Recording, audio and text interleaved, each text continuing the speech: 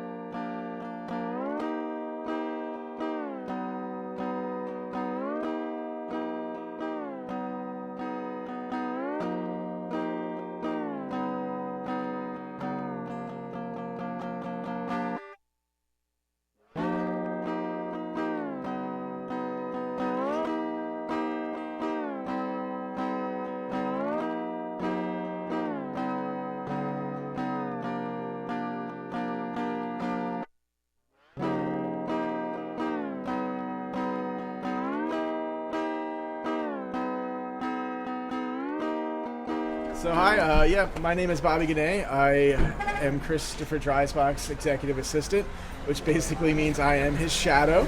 I spent 20 years in the restaurant industry, fast food in particular, and restaurant management. I've known Chris for 25 years, and he asked me to come down and join his little troupe of adventurers. So here I am today, just out here promoting wrestling and whatever else we can do. All of his other businesses, sports cards, and blueprints for addiction recovery. So, what made you get involved? What made you decide, hey, I want to help these people, I want to... So as I've said, I've known Chris for 25 years, so I never had the opportunity to do something a little bit different. I remember getting phone calls from his mother, crying, asking me to go to prison. I've had other friends with substance use disorders have psychiatric breaks, and so that's really what brought me down here. I want to be able to help people and connect people with that, and everything else is just kind of fun. I enjoy helping people, and that's really what made me pull my wife and everyone and just move all of a sudden, and then relocate and everything, and that's the main thing. And then everything else we can do, just along for the ride, because obviously he's involved in a lot of different things. Yeah, he did explain that in his interview, so yeah, that's pretty cool. It's very cool. Yeah, that's what we do. So. Oh yeah, that's awesome. Yeah. Definitely met the right guy then, for sure. So is this your main job? Is this your main... Following Chris around? Yeah. It's my only job. This is your only job, following Chris around? That is my job, yeah. So basically the night before we get going, or the day of we get going, he tells me what we're doing. So oftentimes I'm still learning everything about blueprints for addiction recovery. So I'll go there and I'll spend different times with the different individuals in the different fields and what they do and how they contribute, so I can understand exactly what's going on. Okay. But then I'll get a text from him and say, hey, we're going to meet, we're going to the card shop. Hey, we're going to sell a house. And the other day it's, hey, go to Harrisburg right now. Sometimes it's traditional assistant stuff. I'm often in his purse and carrying his keys, often getting dry cleaning. However, it's everything. The trust that he's given to me, especially with some of the other projects, is pretty incredible. I've had a lot more sway and a lot more challenges in my life than I've had in my job for the last 20 years in the last 3 weeks. So I think that's a credit to him, to having faith in people, and the credit to loyalty, because like I said, I've been with him for 25 years. So just, hang in, support your people, and you never know what's going to happen. But it's been a ride, and I've really enjoyed it. Do you guys need a degree or anything to help these people, or? So it depends what you're doing within Blueprints. So obviously the counselors and all those people, they need something within that realm. I'm not a direct care provider. Okay. I'm not going to be able to go out. So part of the things that I hope to be able to do is to work with Second Chance PA and with Pathways to Recovery, which are the two programs with CRSs to get out into the community, to get people away from the incarceration path and into the health path, which is absolutely where they need to be, and to be able to get them ready to re-enter society and to contribute to society, which obviously people can do, and to get the stigma away from that. So those people, CRSs do need certifications and to be in recovery so they can relate to people. I am not a direct provider, so that's not something I can do. I'm kind of following Chris's path in the sense that I'll be talking to different people and connecting with different people, and just my goal is to just allow them and give them as much help on my end so they can do the great work that they do. Nice. I like that. Anything? So are you into wrestling at all? Or yeah, so we grew up, like I said, we've grown up together. So when we were kids, absolutely. We used to go to all the old beer hall matches and stuff. Way.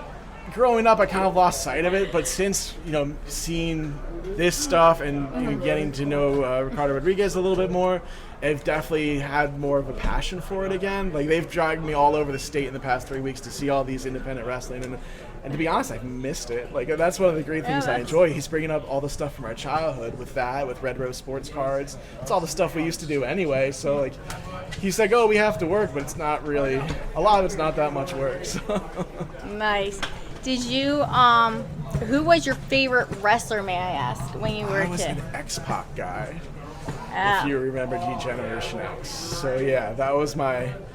He was with Triple H, the Road Dogg. Yeah, it's a little bit dated, but yeah.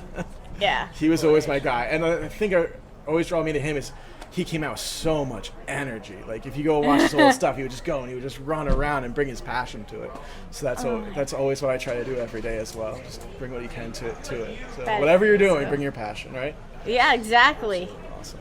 Because ours was like Jake the Snake and Hogan. And oh, so you're a little bit, yeah. okay, yeah. That was when I was young. Yeah, okay. Yeah. Yeah. I was before my time a little bit. Oh. I'm 40, so. Okay, I'm 36, so so. yeah, all right. Well, then my parents weren't into it, though, so I didn't get into it until like middle school, high school because of Chris. Well, here was the thing. My sister and I only got into it because that was the only thing that was on TV at the time. Okay. But then I'll tell you what, we got out of it, but then she had boys. So here we found ourselves with her sons at the age of 2 and so off because they're a few years apart, and they're like they were all into UFC and WWE, so that's all we ever watched with them. So now it's like since we met Chris and you guys over in Littis, that's why now it's like, okay, now we're back into it again now. Oh yeah, I think that's one of the great things about life, because you go and you experience different things, and you get to explore what you're passionate about, and then like one thing can spark like, you know what, I really enjoyed that. Yeah. But I didn't just pigeonhole that like and do only that. Like, so you get to experience a lot of different things, but then realize like sometimes when we're kids we had it right. You know what I mean?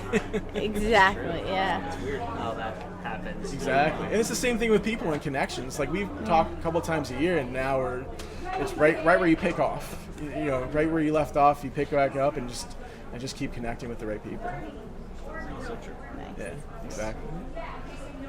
Philosophy. Yeah. Anything else I can do for you? You did a lot for us. Yeah. Thank you. Nice to meet you. Nice to meet you too.